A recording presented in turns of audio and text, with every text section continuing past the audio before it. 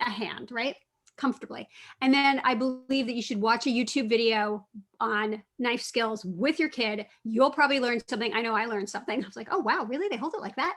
And then go from there. And then once your kid is comfortable, just sort of with that basic thing. So that's like the basic. And then the recipes in this book had to be like, okay, you go in the kitchen and you cook that and call me if you need me. But I wanted it to be something that kids could do independently.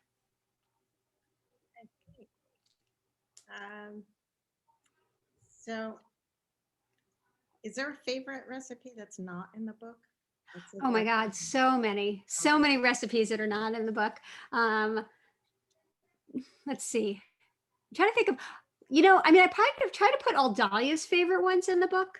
Like she really she loves them. There's a pasta with garlicky breadcrumbs and guacamole. She loves guacamole and avocado toast, pancakes, waffles, all the breakfast foods. I'm trying to think of something that is like a family favorite that's not. I mean, I guess maybe latkes are not in the book, and I'm only thinking them now because it's Hanukkah, and that is a definite family favorite. We love those. So that, that might be for the next book. Okay, great. I think we could open it up to questions. I'm going to make Grace a co-host here so that she can help navigate this Q&A.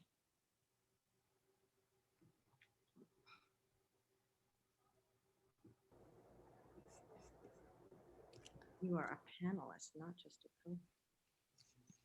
Grace. I am unmuted right now. Okay.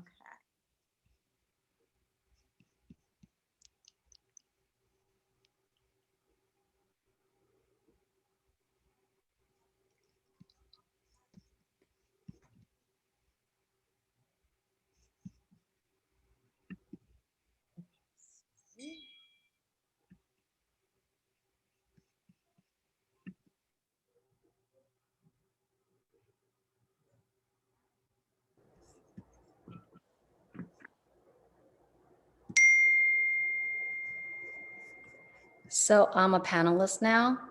Yes. And if you make me a co-host, oh, I can see who's here now.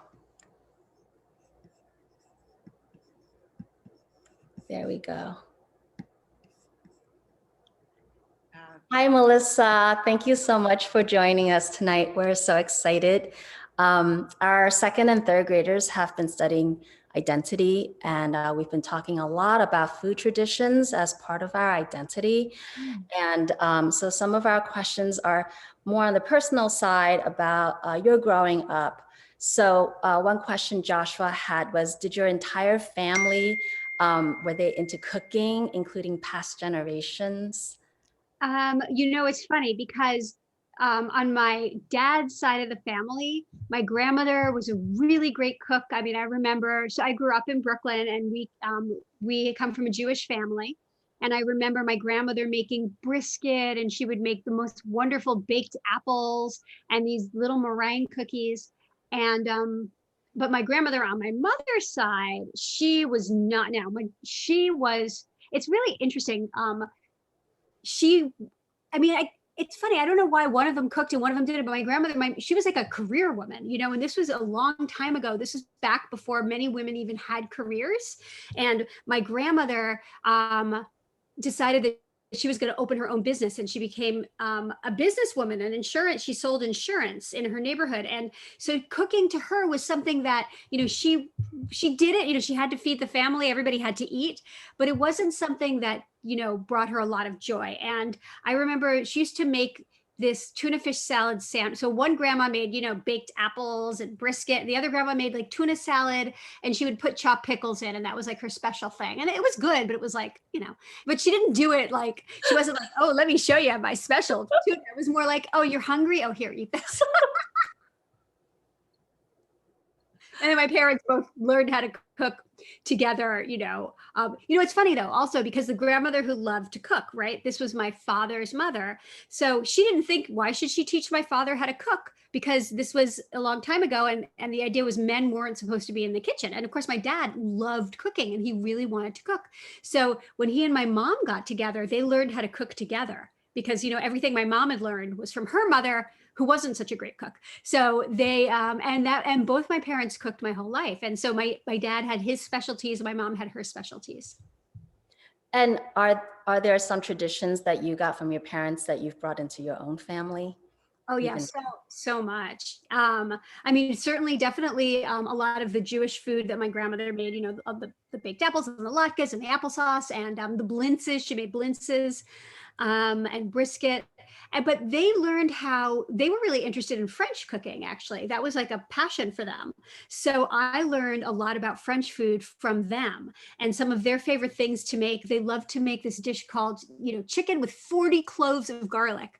And, the garlic actually gets really sweet as it cooks. It's a classic French dish. But, to me, when I was a kid, I was like, 40 cloves of garlic. Ah! But now I make that dish all the time. That's great. Olive would like to know if you grow anything that you use for baking or cooking. Yes, I do. I have a big herb garden outside. And in fact, even in the snow, we have this crazy snowstorm, but there's still, my time is still surviving out there. And I went out I was cooking, I made vegetable soup for dinner tonight. And I went out and I got some thyme and I brushed off the snow and it was still there. It was still fine. So I used it in my soup. So I grow all my own herbs, or most of them. And then I also grow a couple of like salad greens, like arugula and lettuces, and that's all. And then some tomatoes, but they don't really do that well because Brooklyn and not that sunny. And she's wondering, what's your favorite thing to bake? Because in your preface, you wrote about the purple cake that actually was gray. And our students insisted that, things don't have to look great to taste great. That is so true, actually. And I believe in flavor first. I mean, if it looks beautiful, that's fine. But really, you're in it to eat it, right? That's why you make yummy food, because you want to eat it. So I definitely think that if it's going to taste good, if it doesn't look perfect, that's okay. But my favorite thing to bake, oh gosh, I love baking cookies. That's my favorite. I mean, I think cookies are the perfect thing to bake because also talk about like messing some up. You make so many that some of them are going to be perfect. Even if like most of them are a little funny, you're going to get like one or two that are like, whoa, those are the ones for the photograph. And plus they're easy to eat, just like a little snack, a little cookie. And cookie dough. Cookie dough is the bonus of baking cookies. So Delilah is wondering if you actually cook every day. In addition to writing about food. I do. I mean, in the before we were all, in the pandemic, before the coronavirus, I didn't have to cook every day because sometimes we would go out. And I mean, although I still make breakfast every day. So I guess and breakfast counts as cooking, even if it was just toast. I think actually making good toast is cooking. So I guess I really do cook every day. Even if it's something super simple, even if it's making myself a salad, that's still cooking too. So yeah, every single day. Yeah. So speaking of dinner, what is your favorite thing to eat for dinner? Alma's asking. Oh gosh, so many things. I love pasta. I mean, who doesn't love pasta, right? I love mac and cheese. It's one of my favorites. But I love to make different pastas. And the thing that's so great about pasta is that you can eat it, and there's so many ways to make it that you don't end up eating the same pasta. So some of my favorite pastas, and these are in the book. There's one with garlicky breadcrumbs, and they're so crispy. So it's like crunchy garlicky breadcrumbs, and then the soft pasta. And it's just really, and some lemon juice, and it's so simple and so good. And we call it crummy pasta because it's got breadcrumbs and it's funny. And then there's a baked ziti in there, which is really good. And a baked pasta, you've got the melted cheese on top, and then the cheese kind of gets brown in some places and a little crunchy, but then it's soft in the middle. It's so good. Wow. Abby wants to know, what's your favorite cake that you've made? Oh, cake. I love cake. Not as much as cookies, but almost. Okay, this is gonna sound, you guys have to like trust me on this one, but there's a cake that I love to make, and it's an olive oil cake. Can you believe it? It has olive oil in the cake, but it's sweet and it has lemon in it. And you think of like olive oil, you think of salad dressing or something to cook with, but it actually works really well in cake because you're putting a lot of sugar in cake, right? And Mhm. so the olive oil adds like this non-sweet, like savory note, and it just offsets all that sugar. And then when you add the lemon, and lemon and olives is a really classic combination. This is one thing, there's a saying that chefs always say, and they say what grows together goes together. And olive trees and lemon trees grow in a similar climate, so they grow together, and then they're going to go well together. So my favorite salad dressing is just olive oil and lemon juice, and one of my favorite cakes is an olive oil cake with lemon. And it's easy, and you can make it in one bowl. I should have put it in the book. Oh. I know. Well, maybe we'll have to look it up. Isn't it? Yeah, you guys, you can find it. There's if you just do an internet search, you will find a citrus olive oil cake. I have done recipes for them, and so have a lot of other people. Great. Simona's wondering, have you ever made foods from other places in the world, from other cultures? I have. I love doing that. I love exploring different cultures. First of all, I love to eat a food I've never had before. I am big on trying. And I know that, although let me tell you, my mother says that when I was a little kid, I actually did not like to try a lot of new food. So this is something that happened, I guess, started happening when I was about 12. But before that, I was apparently very picky. I don't remember any of that personally, but that's what she tells me. So, but now I love it. To me, there's nothing more exciting than when I go to a restaurant, I always order the thing on the menu that I've never had before because I want to try something new. And I love eating in restaurants from all over the world. Gosh, New York is really good for that. I grew up, my parents loved French food, but they also loved Chinese food. And we would go to Chinatown all the time. This was a big part of my childhood, was going to get dim sum. And we'd go early on Saturday morning. And again, and I guess it was more when I was a teenager. And my favorite thing was chicken feet, braised chicken feet. They're so good. Oh, they're so good. Anyway, and I tried, but what's interesting is that, so this is a very classic Chinese dim sum dish, braised chicken feet, but it's also traditionally Jewish, although they make it, my grandmother used to put chicken feet in her chicken soup when she would make the stock. And I remember as a kid, I would take out the chicken feet and I would nibble on them. And they were just so tender. So this is a cross-cultural thing. And so I do make chicken feet, and I make it sometimes the Jewish way and sometimes the Chinese way. So now we have some questions about your job, your career. Nina wants to know, how old were you when you became a cook? Well, as a professional, since we're talking about my job, I started cooking professionally when I was I guess I was in my 20s. I was working in a restaurant, and I worked in restaurant kitchens. I was probably in grad school, so I was probably about 23. So 23. Oh, wait, no, that is a lie. Okay, so 23 is professional, but when I was in high school, okay, this is a good story for you guys. When I was in high school, I got an after-school job, and I worked at an ice cream store. And first I just sold the ice cream, I'd scoop the ice cream, but then I started learning how to make the ice cream. And so when I was 16, I was making ice cream in an ice cream store, and it was so cool. Oh my God. And I would also I was baking the cookies, and I was making cakes. So that was fun. And that was a job, and I was getting paid. So professionally, I think that counts. All right. Maddie's wondering, what are some differences between writing an article for the New York Times and writing a cookbook? Oh, it's a lot. Writing an article is, well, okay, I'm going to answer that question in two steps. I'm going to tell you two very different parts that are different. So the first thing is writing an article versus writing a cookbook. Believe it or not, I actually have two voices. I don't know if you guys have learned about your writer's voice. The way that you sound when you put words on a page, that's called your writer's voice, right? And for the New York Times, they have a very particular voice. Like when you read the New York Times, sometimes if you ever read the New York Times out loud, you kind of want to do this. You want to sound very sophisticated, and maybe you want to use your $5 words, like all your big words. And you really need to sound like you have authority and you know what you're talking about, which you do need to know what you're talking about. You need to do a lot of research to do these articles. So that's my New York Times voice. but when I'm writing a cookbook, I want to have a slightly different writer's voice. I want to sound like the kind of mom that you could ask anything, like just like, or like your friend in the kitchen. I just want to be more relaxed. Maybe I will use words that are a little like slangy, like I might go OMG in a cookbook. I will never say OMG in the New York Times. So it's a slightly different voice. And then, so that's the first way to answer the question, the difference between the two. But then the second way is that when you write an article, it's a very short commitment.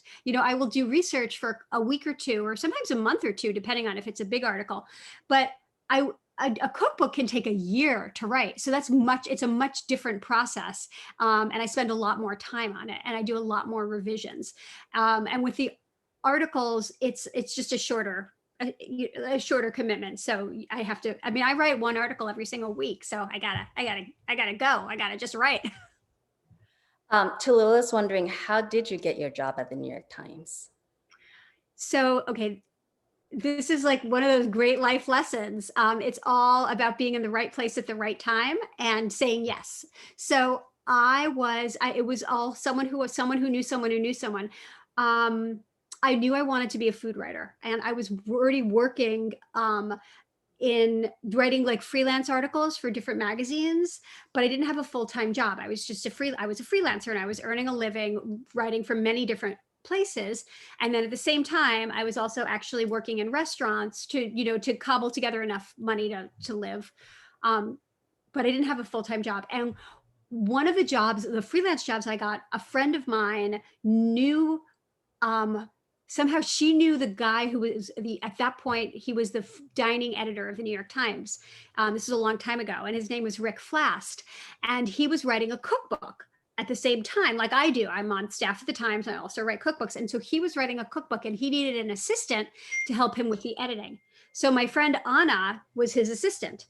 And I heard about that job, and I was like, oh, I really, I was so like envious of her job. I really want. And then she went to India for 3 weeks to visit her family. And she said, hey, while I'm in India, I know you really want my job. Why don't you take my job for 3 weeks? So then I met this man who was, an editor of the Times, and I worked for him for 3 weeks, and I worked really, really hard, and I showed up on time. And about a year later, he called me up and he said, hey, do you want to do this little freelance assignment for the Times?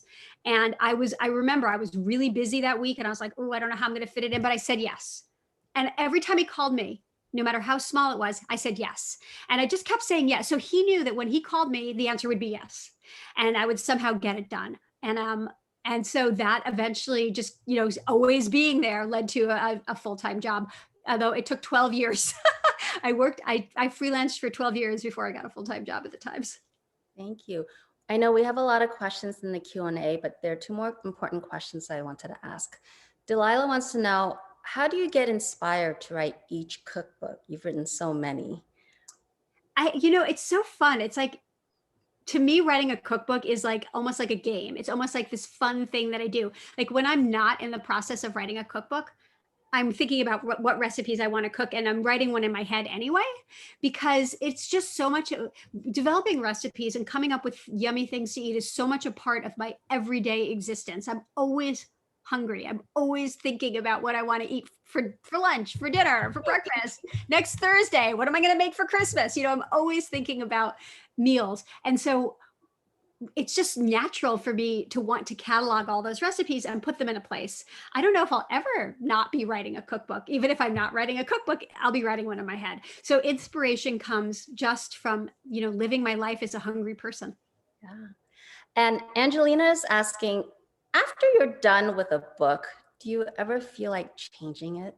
All the time. Yes. Oh my God. Every single book. I go back to my old books and I'm like, what was I thinking? Because I evolve as a cook and I keep changing. And, we all change as people. Like we keep growing, we keep learning. I learn something every single day. And sometimes I think, oh my God, maybe I was wrong. Maybe, you know what? Old me was wrong. That is not how the best way to do carrots. Let me tell you, old me, new me has, and I have these conversations with my old self and my current self. And I know that in like a couple of years from now, future self is going to say to me, what were you thinking? But that's okay. Thank you.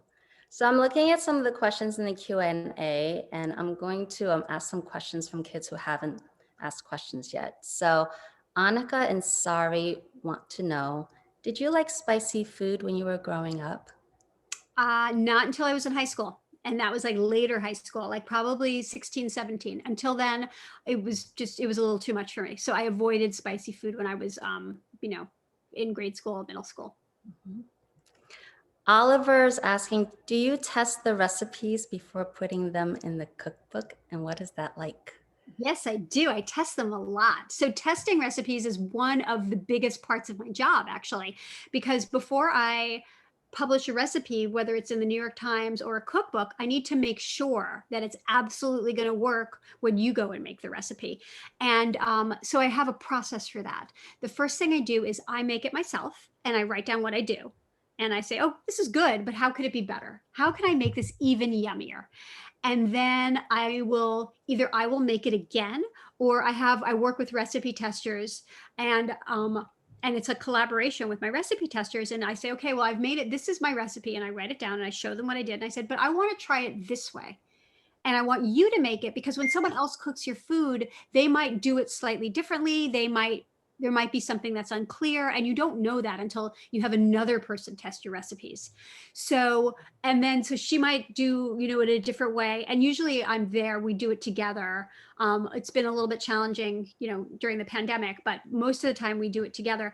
And then we're like, maybe a little more of this, maybe a little more of this. And then we'll test it again just to make sure. And that's if everything goes well. And then sometimes things don't go well and I have to test it. Like, I'd say a minimum that a recipe gets tested is 3 times, but sometimes it could take like a dozen times or even more before it gets to be perfect. Like like baking can be tricky, so it could take a lot. Speaking of baking, Oscar's wondering, what is your favorite type of cookies, since you've mentioned cookies? um, my favorite type, that's a tough one. My favorite type, I think shortbread. I love shortbread because it's just basically solid butter and sugar. And I love butter and I love sugar. And shortbread just, puts it into an edible form. Mhm. How do you teach kids to inspect and select the right food ingredients? Yeah, you have to go ingredient by ingredient because each ingredient has its own criteria. It has its own like set of what it should be. There's some general things, like I really believe that people need to try to find food that's grown close to where they are, local food. I'm sure you guys all know about local food, right? So if it's local, it's going to be fresher. It just makes sense, right? For most of the time, not always, but most of the time. And then you want to find food that, it just, if it looks good, the basic thing is if you look at something and you think, I want to eat this, it's probably good. And if you see something and it's like, you're not sure, then that's when you need to maybe bring a parent in or someone, or, you figure out like, well, why does it have spots on it? Is that a good thing or a bad thing? Sometimes the answer is it has spots on it or it's a little bit brown because it's an organic fruit or vegetable, and that actually means it's going to taste really good. And it, like we were saying, that sometimes you make a cookie and it looks a little funny but it still tastes good. Same thing like with a spotty apple, or so it's like you kind of have to know. It's like again, it's like a lifelong learning thing. But at the bottom line is, if you know you have fresh food, you're shopping in a place with fresh food and it looks good, it's probably good. All right. We have some kids who are curious about your best friend living down with the gray cake. Her name was Kimmy. Are you all still friends? We're friendly. She moved to Tel Aviv, unfortunately for me. So she's very far away, but we do still keep in touch. That's great. Let's see. Is Kid in the Kitchen your first kids book that you've made? Yes, it is. And are there any recipes from your adult cookbooks that you edited for this book? Yes, there are. That's a great question, actually, an excellent question. So there are some of the recipes that are just my classic recipes that I thought, well, you know what, there's no reason why they can't be in a kid's cookbook. But what I did was that I broke them down and I tried to explain a little bit more and maybe just give more instructions and details. Like my shortbread. My shortbread is just my shortbread. I mean, it's in my adult cookbooks and it's in my kid cookbook. But with this book, what I did was I think I did a little more work organizing for you so you can do a little less work organizing. I know that I find that organizing yourself in the kitchen can be one of the hardest parts about cooking. Make sure all your ingredients are set out. When do you turn the oven on? When do you get your pan out? And what I did in all of the recipes for the book is I gave you an outline on how to organize yourself in the kitchen. And then it makes it easier for the food to come out really good. And so that's how I edited the recipes for this book. Just so that everybody understands the shortbread, could you just explain a little bit what shortbread is for the kids who don't really know what that is yet? It's like a butter cookie, except that it's very thick and very crumbly and is extra, extra buttery. All right. So Cheryl, were there certain questions that you felt like needed to be asked? Well, we have a lot of questions. I don't know if we'll have time for all of them, but okay. Somebody's wondering, what is the tastiest thing you've ever made? Gosh, I mean, I think the tastiest thing I ever made was the thing I just ate because I can still taste it. So right now that would be broccoli soup, but. And how did you learn to make pie crust? And I know a lot of people are really intimidated by that. Yeah, actually, pie crust I do not have a pie recipe in this book. I have a galette recipe, which is sort of like a pie, but easier. Pie crust is one of those things that you can spend your life perfecting.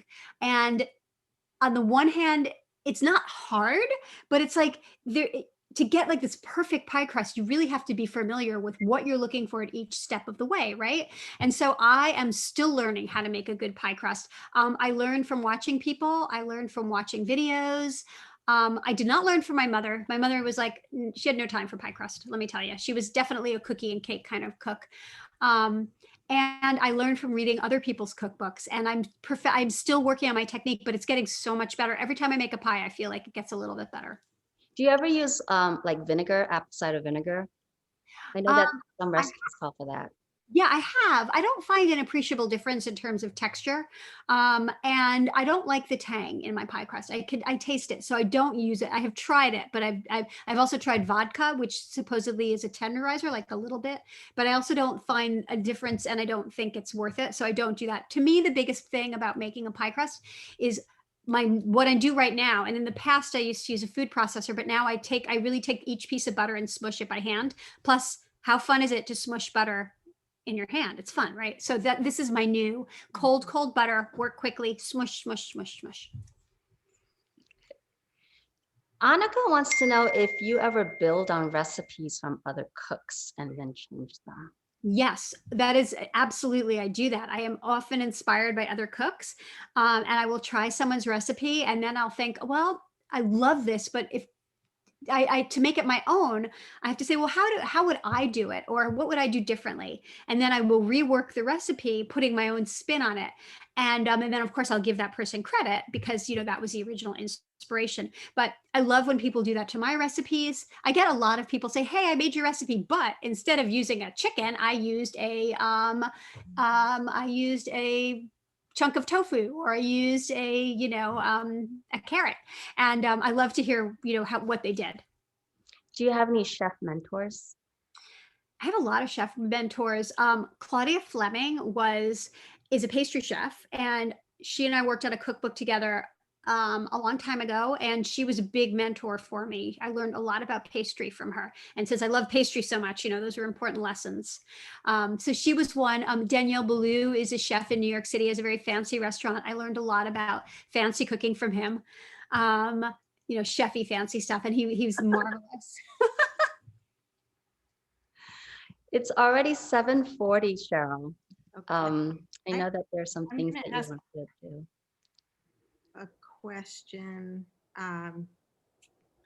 Yeah, I was going to say my own kids are adult now, and one of them said the recipes in this are actually really good. So I think of it as a kid's cookbook that is adult friendly. And Well, yes, part of what I wanted to do with this book was I wanted it to be, these recipes are for the whole family. It's like kids will love them, but your whole family will love them. And it's also the kind of book where, because the recipes are just like anybody would love them, I think this is the kind of thing that it, say that you have a big kid who's like about to go to college, right? And doesn't really cook, but is interested. And this is a good book for them too. This is a big kid in the kitchen, aside from, kid of every age. If you're a kid at heart and you don't know how to cook, this will work for you too. So related to that is a question from Mary, question and comment. Mary says the directions in your book are so clear and well written. Do you think this is a good book as a gift for an adult who does not know how to cook? Yes, I do. And just tell them, just say, you are a kid at heart. And they will be, complimented, and I think they'll learn, I mean, anybody can learn from, like, you learn every day. So we all really appreciate your making the time for us. I want to just put in the chat. Oh, actually, can I put something in the chat? I want to put the link to the cookbook just in case people are interested. And I think I can share that before we say good night.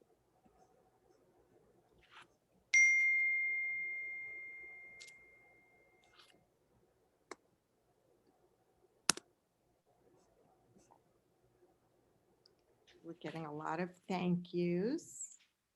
We really appreciate it. The link to purchase the cookbook, if you're interested, to buy it from McNally Jackson, they have generously offered to donate proceeds to our library. Oh, yay. So, yeah. And as I said, we have copies in the library. We have digital copies, so you can read the book that way. You can borrow the book. Okay, great. It's amazing. We're just getting, this was amazing. Thank you. Lots of thank you. You have a lot of fans, and I think you have more tonight.